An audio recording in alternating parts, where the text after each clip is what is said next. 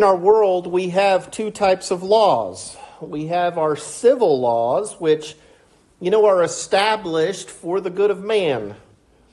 For example, we have a law that you must stop at a stop sign. It's for our good that we do stop at that stop sign, or else we might have a wreck. We might injure someone. We might injure ourselves. But there's a reason that law is there. Civil laws vary from place to place, and they change from time to time, and sometimes they don't get updated, and they seem kind of silly. For example, it is still on the books in many towns that each place of business must have a hitching post. There are several cities, especially in Texas, that those are still on the books. That you have to have a hitching post. Of course, nobody enforces that, and it's kind of silly, and they alter a little bit from time to time. But we also have divine law, which is the higher order of law, and God's laws are absolute, and they don't change. For example, it's always been wrong to lie, to steal, to murder. And men think that there are some situations where it's okay to do those things, but they are mistaken. The highest test of our respect for God is in us obeying His laws. We have to obey God's laws for the simple reason that they came from God. That should be the only reason we do it. We talk a lot about kids. Why do kids say, well, why should I do that? You do it because your parents said so. Well, we, as the children of God, should do it because God says so. And that should be the only reason we need, is because it's God's law. We need to obey those laws even if we don't see a reason for the command. We need to obey those laws even if we don't see any good in the command. And even if we might think there's something wrong with the command, we still have to do what God tells us to do. So this morning I want us to look at God's commandments. And I want us to notice a few things as we go through this. First of all, we must obey even if we can't see a reason for the command. Even if I don't understand or see a reasoning behind the command, I've still got to obey it. Let's think about first the Passover, Exodus chapter 12. Exodus chapter 12 and in verse 7 he says, "And they shall take some of the blood and put it on the two doorposts and on the lintel of the houses where they eat the Passover." You drop down to verse 13, it says, "Now the blood shall be a sign for you on the houses where you are. And when I see the blood, I will pass over you, and the plague shall not be on you to destroy you when I strike the land of Egypt." By human intelligence, there is no connection between the blood on the doorpost and being saved from death. It's not something that registers with us as humans as something that would make sense. The Jews were many times unbelieving, but they followed this command. We're not given any indication of people not following this command. And life was preserved because they were obedient and they put the blood on the doorposts, no matter if they didn't see any benefit in it. Another example, Numbers chapter 21, verses 5 through 9. "And the people spoke against God and against Moses. 'Why have you brought us up out of Egypt to die in the wilderness? For there is no food and no water, and our soul loathes this worthless bread.' So the Lord sent fiery serpents among the people, and they bit the people, and many of the people of Israel died. Therefore the people came to Moses and said, 'We have sinned, for we have spoken against the Lord and against you. Pray to the Lord that He take away the serpents from us.' So Moses prayed for the people. Then the Lord said to Moses, 'Make a fiery serpent and set it on a pole. And it shall be that everyone who is bitten when he looks at it shall live.' So Moses made a bronze serpent and put it on a pole. And so it was, if a serpent had bitten anyone, when he looked at the bronze serpent, he lived." How does looking at a serpent of brass heal anyone with a snake bite? Again, something that necessarily in the human mind doesn't make sense. but it was those who obeyed God and did what he told them to do that were healed. They had to follow God's commandments, even if they didn't see any reason why that would work or any reason why that would do anything. One last thought on this point, and that's from Joshua chapter 6, verses 3 through 6. These are the commandments God gives to them, children of Israel, with regards to the city of Jericho. And he says, you shall march around the city, all you men of war. You shall go all around the city once. This you shall do 6 days. And 7 priests shall bear 7 trumpets of ram's horns before the ark. But the 7th day you shall march around the city 7 times, and the priests shall blow the trumpets. It shall come to pass, when they make a long blast with the ram's horn, and when you hear the sound of the trumpet, that all the people shall shout with a great shout. Then the wall of the city will fall down flat, and the people shall go up, every man straight before him. And then Joshua the son of Nun called the priests and said to them, take up the ark of the covenant. Let 7 priests bear 7 trumpets of ram's horns before the ark of the Lord. So the people, they were to march around the city one time for 6 days. And then on the 7th day, march around it for 7 times, as quiet as they could be. Nobody yelling, nobody shouting. We're not attacking them. We're just marching around the city. 7th time, on the 7th day, they were to make a long blast on the horns, and the people were to shout. And God says the walls will fall down. By human reasoning, doesn't make a whole lot of sense to us.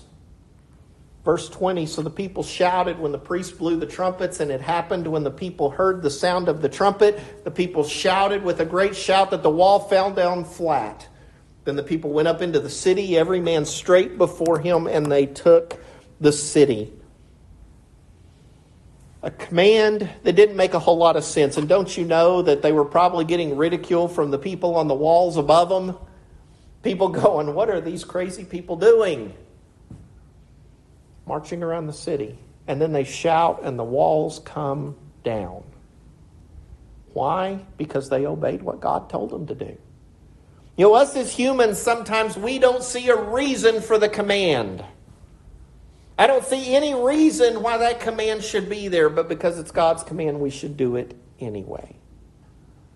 Number 2, we have to obey even if we don't see any good in the command.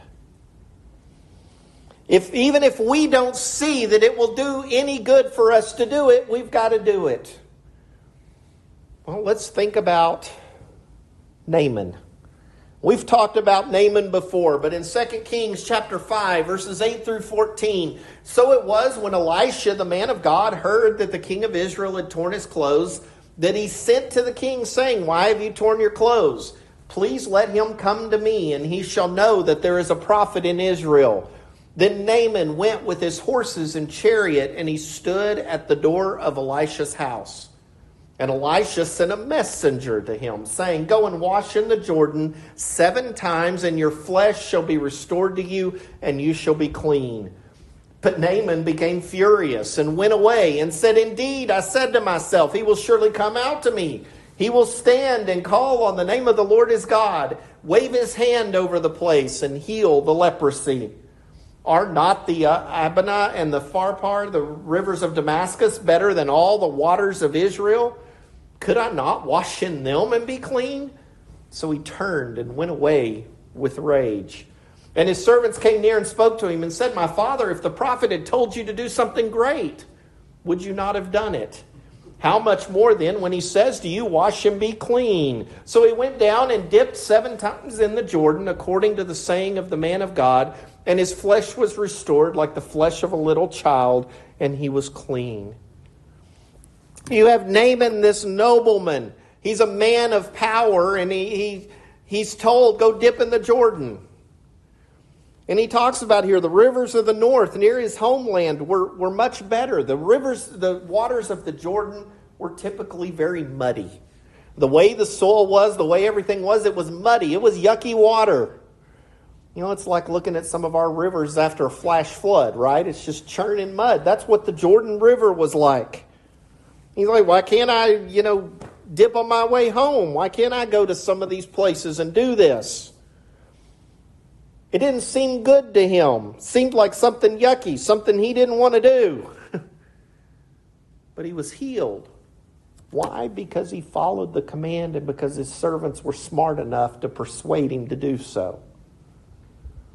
He didn't see any good in going and dipping in that nasty, muddy river.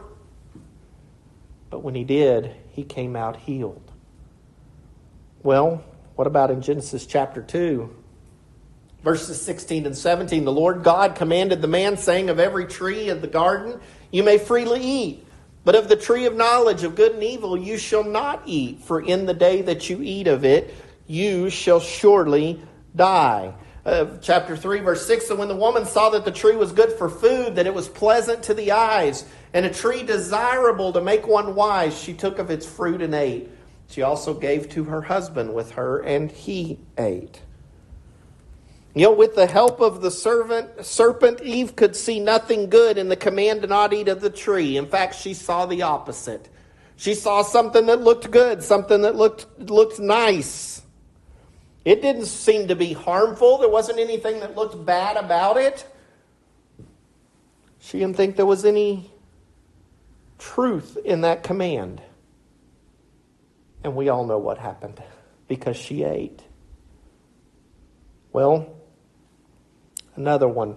1 Samuel chapter 6, verse 19. No one was supposed to look in the Ark of the Covenant. 1 Samuel chapter 6, verse 19 says, then he struck the men of Beth Shemesh because they had looked into the ark of the Lord. He struck 50,070 men of the people, and the people lamented because the Lord had struck the people with a great slaughter. I'm sure that in those 50,007 men, they didn't see anything harmful with looking into the Ark of the Covenant. Men think that they do not see harm in disobeying. They think, I don't see anything wrong with this command. I don't see any reason why we have to have this command. And they do it their own way. And it says in this scripture that 50,000 were killed. People, if they see good in their own minds in disobeying it, they go ahead and do it. Well, I don't see any problem with this. Or, this is going to be okay just this once. I'm going to do it my way. Isn't that how we start justifying certain things? What about abortion? People start justifying abortion. Well, if there's someone who doesn't want that child, didn't mean to get pregnant. Oh, well, they were raped or they've got this problem or that. And we start down the road, right? We start trying to find good in the reason for it. When in fact, God's law says that the Greek word that he uses is briefest. In Luke 1:41 to refer to the unborn child, and that is the exact same Greek word used for babies in Luke 18, verse 15. God uses the same word in Scripture for an unborn baby as he does for a baby. God sees them the same. But people will say there's a family history or there's a professor at UCA Medical School asked his students this question. He says, think about this. If there's a family history, father has syphilis, mother has TB. They've had 4 children. The first is blind. The second child has died. The third child is deaf. The fourth has TB. The mother is pregnant again. The parents are willing to have an abortion. If you decide they should, what do you think? And the majority of the students in the class decided that an abortion would be okay in that situation. The professor looked up and said, you have just murdered Beethoven, because that was his family situation. We start trying to justify things. And I use that as an example because we look at it and we say, well, there's nothing wrong here or it's okay. How many times have we heard people say, well, it's just, I'm just cheating on this, or it's just this one time. We sit down to dinner a lot. We watch the Andy Griffith Show. There is one common theme in the Andy Griffith Show, and I don't know why Andy Griffith and Barney never learned their lesson about lying. Because they do it in almost every episode. They do something, keep something from somebody, or they try to spin something, or they try to lie to them. Why? Because they're trying to protect their feelings, and what does it end up doing? Ends up causing a big mess. But that's what we as humans do. We look at God's command and we say, well, in this one case, well, I'm really trying to... We start justifying it. Even if I can't see any good in the command, I've got to follow that command because it's God's law. And God said that's what I need to do. Number 3, we have to obey even if we see some wrong in the command, or we think we see wrong in the command. The first question that we need to ask ourselves is, would God ever give a command where there is something wrong with it? Of course not. God wouldn't command us anything that was wrong for us to do, so we've got to think a little bit that the wrong may be something up here in our mind, right? Well, let's go to Isaiah. Isaiah chapter 20 and verses 1 through 4. In the year that Tartan came to Ashdod, when Sargon the king of Assyria sent him, and he fought against Ashdod and took it. At the same time, the Lord spoke by Isaiah the son of Amoz, saying, Go and remove the sackcloth from your body and take your sandals off your feet. And he did so, walking naked and barefoot. Then the Lord said, Just as my servant Isaiah has walked naked and barefoot 3 years for a sign and a wonder against Egypt and Ethiopia, so shall the king of Assyria lead away the Egyptians as prisoners and the Ethiopians as captives, young and old, naked and barefoot, with their buttocks uncovered, to the shame of Egypt. Now, when we talk about naked, let me clarify a little bit here. The term naked, the definition of naked in the Bible, in the Old Testament, means a little different than what we consider naked. Okay, when you see this word for buttocks here, it's talking about the thighs. Okay, it's talking about the part on the back of the leg. So it's talking about their thighs being uncovered. Okay? He's not in a proper state of dress for the day. God tells him, take off that sackcloth, go uncovered or not fully clothed with no shoes on for 3 years. Why? As a sign. To show what's going to happen to this people. So Isaiah walked this way for 3 years. Now I want us to think about something. Isaiah's work was typically among royalty. He associated with the elite and the well-to-do of his time, trying to preach to them and tell them what they were doing wrong.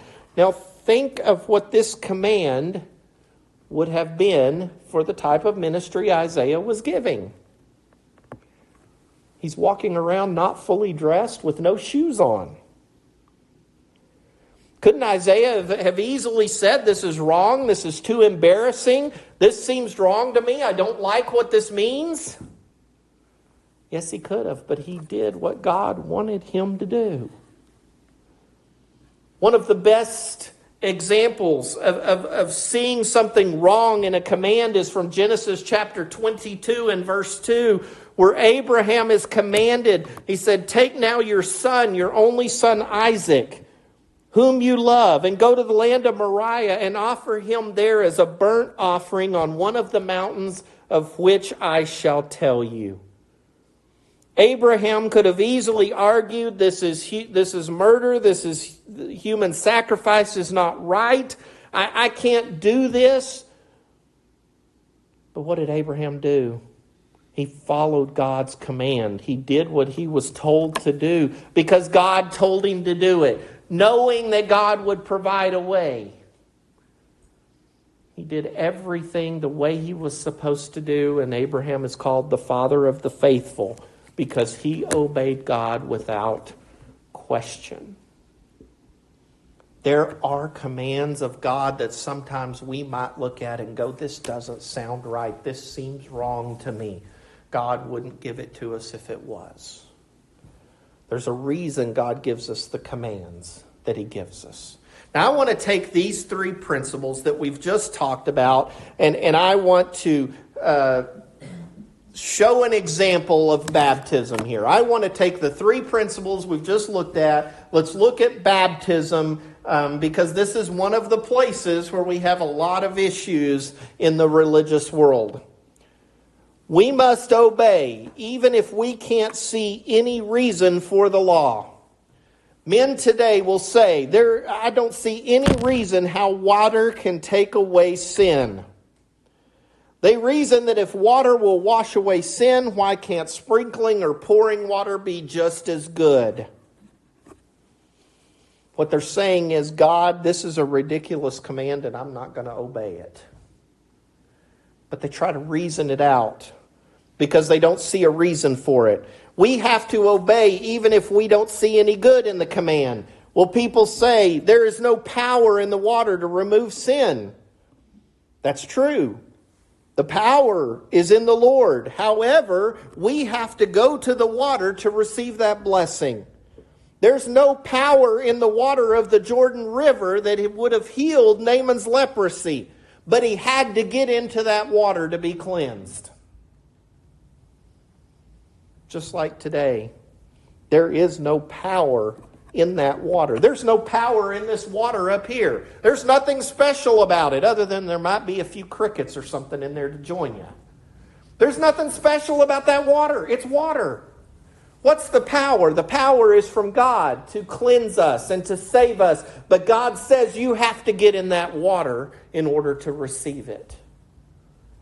Doesn't matter if I don't see any good in it. I obey it because it's God's command. We must obey it even if we see wrong in the thing commanded. There have been situations, people are nearing death. There's people who, have problems in their families. There are people in countries that their family members will put out an order to have them killed if they are baptized into Christ. People see these things and they see wrong. And they say, well, it's wrong for me to obey this command because this is what's going to happen to me. This is the harm that's going to come to me. We have to obey God even if we think it's wrong. Just like we've seen here with baptism, we can take this analogy and put it to a whole bunch of other commands, right? I might not see the good in it. I might see something bad in it. I might not understand why it's a law. But God commands it. God tells me that I need to do it. God says this is my way. And I need to obey God regardless. It is not my place to question God's commands. It is not my place to try to find good or harm in God's commands. I need to obey even that I feel something might be wrong with it. John 15 verse 14 says, you are my friends if you do whatever I command you. Hebrews 5 verse 9, and having been perfected, he became the author of eternal salvation to all who obey him. Doesn't say he gives salvation to everybody. It adds on to all who obey him. 1 Corinthians chapter 7, verse 19. Circumcision is nothing and uncircumcision is nothing, but keeping the commandments of God is what matters. Ecclesiastes chapter 12, verses 13 and 14. Let us hear the conclusion of the whole matter. Fear God and keep his commandments, for this is man's all. For God will bring every work into judgment, including every secret thing, whether good or evil. We are told to obey God regardless.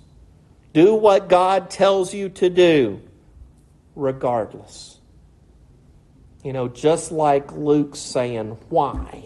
when he was a kid, or Emily saying why when she was a kid, or your grandkids saying, well, why do I need to do that? And our popular answer, because I said so. God said so. God gave us his book. He gave us everything we need to know. He gave us everything we need to do, and he said so. We need to be obedient to him. Romans chapter 6, verses 17 and 18. But God be thanked that though you were slaves of sin, yet you obeyed from the heart that form of doctrine to which you were delivered, and having been set free from sin, you became slaves of righteousness. If we obey God and we do his will, we become slaves of righteousness. We follow his commands. We do what he tells us to do. If we can help you with anything, understand life is difficult. Life is hard. There's a lot of crazy scenarios, a lot of crazy things that happen in life. A lot of things that Satan throws at us to get us to stop being faithful. But we know that if his commandments are not burdensome, he's not giving us anything too difficult. He's not giving us anything we can't do. He's saying, follow me, do my will. If there's anything we can do for you, please come as we stand and sing.